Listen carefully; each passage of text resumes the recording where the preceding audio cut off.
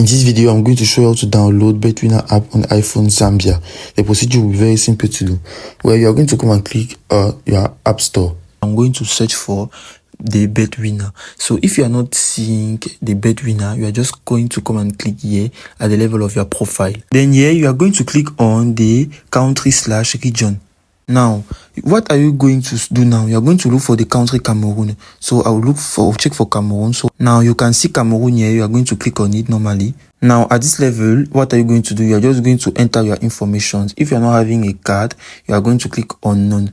Now you are going down and start clicking on the address, and now you are going to enter all the information in Cameroon here. Now as everything is now set, you are going just to click on finish and you will now continue.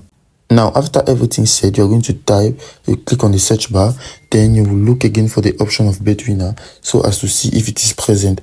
So you can see Betwinner normally. You're going to click on that Betwinner. By clicking on Betwinner, you are going to download the application, install it also, so as to click on open. Now, as you're on the interface of the Betwinner, you're going to click on registration. By clicking on registration, you will choose the option by email. By choosing this option now, you're going to put your information, your name, your surname. At the level of country, you are going to change it and put Zambia.